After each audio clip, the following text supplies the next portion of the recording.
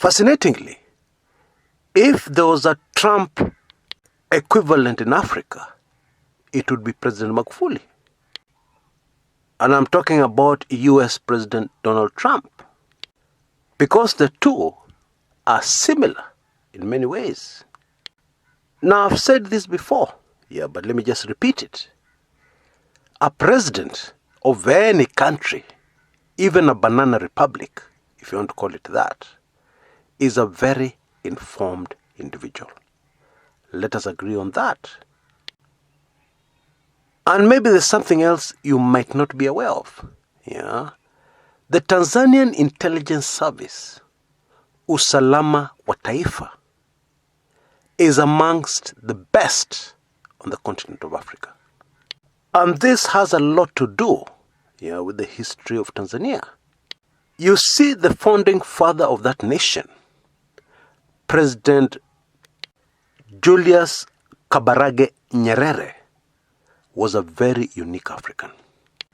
Even as a poor African nation, Nyerere led Tanzania to being at the forefront of fighting apartheid. And what that meant was that the very much developed apartheid, evil government in South Africa in those days, led by the Africans, were targeting Tanzania. Of course, the other nation was Zambia. These two nations were very aggressive in fighting apartheid in South Africa. Nyerere allowed the establishment of ANC military training camps in Tanzania. ANC leaders traveled the world on Tanzanian passports. Bottom line, if the evil Pretoria government had a list of countries to take care of, and I'm sure they had, at the top of that list would be the nation of Tanzania. And South Africa has always been rich and developed. Some people call it a European country in Africa. And with that kind of sophistication, the South African regime, white apartheid regime, were able to organize coups, military coups, in African countries they perceived to be threats. They were able to destabilize the South African countries. And we have also learned recently, actually gotten conclusive evidence recently, that the same regime organized for millions of Africans to be injected with the AIDS virus, HIV/AIDS virus. And so in this kind of environment, because Tanzania survived, in this kind of environment, do you think it would have been possible for Tanzania to come out unscathed, without having a very brilliant intelligence service? No way. And history confirms this. Uganda had multiple coup attempts, and some successful ones. Kenya had a coup attempt, a serious one, in 1982. But Tanzania has never had a coup attempt, ever, let alone a successful one. And some of you will know that I've personally lived in Tanzania for years. And I've been able to witness firsthand, these boys in action. They're good. There's even the story of how a certain man, who did not have good intentions, was nabbed very quickly, courtesy of some very beautiful Tanzanian lasses. Tanzanian women are in a class of their own. And the story goes, this man just bubbled and bubbled, of course, while quite smitten by this young lass, who did not look like they were very clever. Kumbe, meanwhile, they were passing on vital information to Usalama wa Taifa operatives. Anyway, that should be enough. I was just trying to prove to you that this intelligence service in Tanzania is amongst the best, if not the best, on the entire continent of Africa. Which by extension means that President Magufuli must be extremely well informed. But when that president announced at the beginning of this crisis that Tanzania was not going on any kind of lockdown, partial or otherwise, many people were taken aback. There are many Kenyans who are sure that the Tanzanian president has no idea what he's doing. And this came out very clearly in a commentary in our Telegram chat room, the day before yesterday. Somebody said, that Tanzania's unwise decision in relation to the virus, was about to be exposed, and things in the country had just gone south. When I saw this comment, I quickly started looking for breaking news. Tanzanians falling dead on the streets or something like that. Only to discover that they were talking about people testing positive for the virus. And I'll be honest with you, I found that laughable. And for many reasons. To start with, the Tanzanians have stubbornly insisted on their own system for reporting positive cases. And so their system is not like Kenyans, where they report cases that have tested positive over a 24-hour period. In Tanzania, they tend to accumulate test results and then announce them on a day they choose to.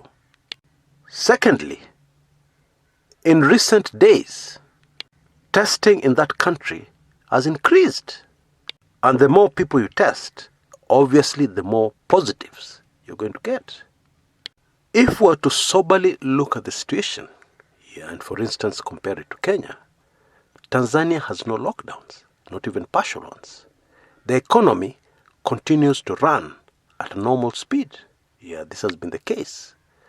In sharp contrast, Kenya has restrictions, partial lockdown, even a curfew, and more restrictions are coming. And looking at the statistic that really matters, that is the number of people who pass on as a result of the virus, Kenya is more or less the same as Tanzania. In fact, Tanzania has slightly less deaths as a result of the virus than Kenya. And so clearly, nothing has gone south in Tanzania. As of today, we don't know about tomorrow. And actually Tanzania is in a better position than Kenya, because they don't have to grapple with an economy that is on a partial lockdown and all the dire consequences that come with that. Now, President Magufuli recently addressed security chiefs in the country, and he said a number of very controversial things. He said that the relevant government bodies should be very careful about the testing kits. He ruled out the possibility of Dar es Salaam ever being locked down. Partial or complete lockdown, he completely ruled out those. He controversially said that the fumigation exercise in Dar es Salaam was suspect, and that indeed cases started emerging after that fumigation exercise in Dar es Salaam. He added that fumigation kills cockroaches and other roaches, but would never kill the virus. Now, whatever you know, or whatever you think you know, you don't know more than the president of Tanzania. And assuming that he's not mentally ill, and I'm persuaded he's not, his controversial utterances are based on information he has as a president of a country much larger than Kenya. Let me just leave it at that, and let time be the ultimate judge. Now, it is common knowledge that Ghana, a few days ago, became the first African country to come out of a lockdown. And obviously, this was not done in an haphazard manner. No. The Ghanaian president, in making his announcement, clearly stated that this was based on the country getting a better understanding of how the virus behaves in their country, in Ghana. Clearly, in coming out of the lockdown, Ghana abandoned the predictive contagion model from the World Health Organization and Bill Gates. I think you know that most of the world is on lockdown based on this predictive contagion model, which estimates huge number of casualties. And it is safe to assume when the Kenyan health CS, Mutahi Kagwe, told Kenyans to brace themselves for some very difficult times in relation to the virus, he was basing that statement on estimates in this predictive contagion model. And I believe it is instructive to note that although Kenyans braced themselves, what was predicted never came to pass, has not come to pass. Even the United States of America has abandoned the predictive contagion model, and a few other countries as well have done the same thing. And they have all shifted to their own data. I believe it goes without saying that had the predictive contagion model figures not been so alarming, no single country in Africa would have gone into a lockdown. Assuming African countries had chosen not to use this model, today there'd be no single African country on lockdown. Anyway, the situation globally is that it seems there's a trend of countries cautiously coming out of the lockdown. And that is why I find it super interesting that when all this is unfolding, stories of a second wave of infections of the virus in China are starting to gather momentum. Coincidence? If you say it is a coincidence, then you'll also have to agree with me that this global virus has had too many coincidences attached to it. So many coincidences that you just have to sit up and pay attention and ask yourself many questions for which there are no answers yet. But let us keep our focus on Africa. The predictive contagion model, which David Icke calls computer simulations. You can simulate virtually anything on a computer. You can get a computer to do virtually anything. It just depends on the data you feed in and the software you're using. Indeed, we Kenyans are aware of something we call on this panel, PAP, PAP, PAP, PAP, duly elected. This is what some Kenyans have referred to as the situation whereby people vote, the computer decides who's going to be the winner. Anyway, the predictive contagion model tells us that this virus is going to hit Africa very hard. In other words, Africa is going to be the most affected continent at the end of it all, more than anywhere else in the world. That is okay. Let us assume that this predictive contagion model has many experts and scientists behind it who know a lot of things about the virus, about health, etc., etc. However, there is something these experts may not know, which to me is very strange, because the current Secretary General of the World Health Organization is from Africa. He's an Ethiopian, a former Ethiopian politician.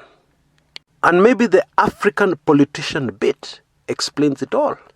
Because we know how politicians of the continent behave, most of them.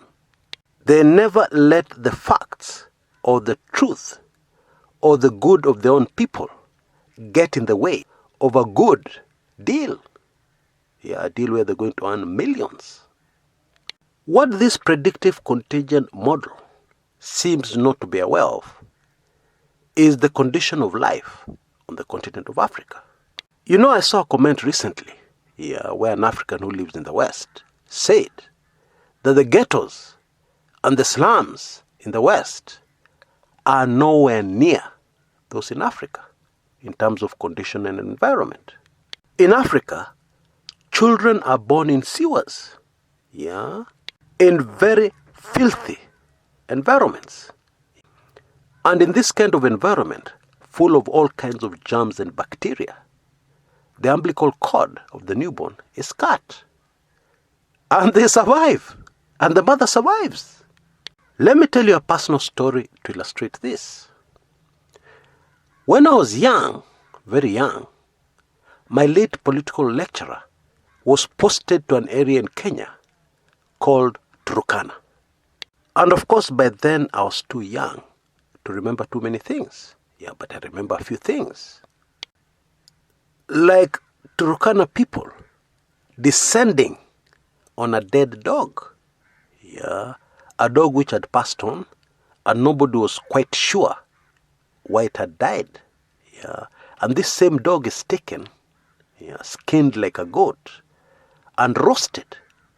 And they feast on the meat, and nothing happens to them. If that same meat found its way into some posh apartments in Nairobi, you can be sure nobody who tasted that meat would survive. That is the truth. Now, I remember one time, I believe it was in the late 90s, when my political lecturer reminded me of this thing I'd seen when I was very young. And I was horrified. And of course I asked him, how do they survive?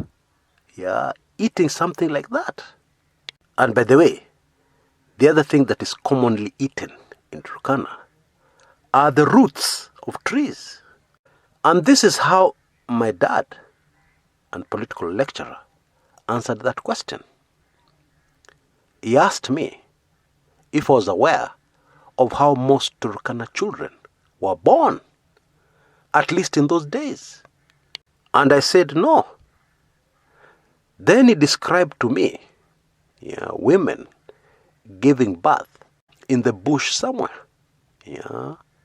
And the newborn lies down on the soil as somebody cuts the umbilical cord with a razor blade that I don't know came from where. And those children survive. And they grow up and they're very strong. In fact, they become warriors. They steal cattle from other communities. Cattle rustlers. Now I'm just wondering, what would happen if those Turkana people brought up in that environment were infected, in fact by injection, they were infected with the virus. What the virus would be able to do to such bodies? I'm just wondering. I'm not saying anything. The conditions in Africa are harsh, and Africans are survivors par excellence. I wonder whether this computer-simulated predictive contagion model took that into account. I'm just wondering. Clearly, it is more than strange that African leaders would want to copy-paste something from the West. Make decisions on how Europeans and the Chinese have reacted to a virus. And plant that in their own countries, expecting that what has happened there will happen on the continent of Africa. Having said that, if anybody had the motive of reducing populations in Africa, they will still succeed. Not through the virus, but through the consequences of lockdowns, partial and otherwise. And the top consequence on that list is something called hunger. The media in Africa has downplayed it, But the truth on the ground, is that hunger is rapidly emerging as a very serious threat, much more serious than the virus. And I think some people have forgotten that for the virus to infect you, you need to be alive in the first place. And one cannot remain alive in an environment where people are hungry. Because if the hunger does not get to you first, somebody will murder you for food. Now, before I go, there is something super fascinating that is unfolding in this crisis.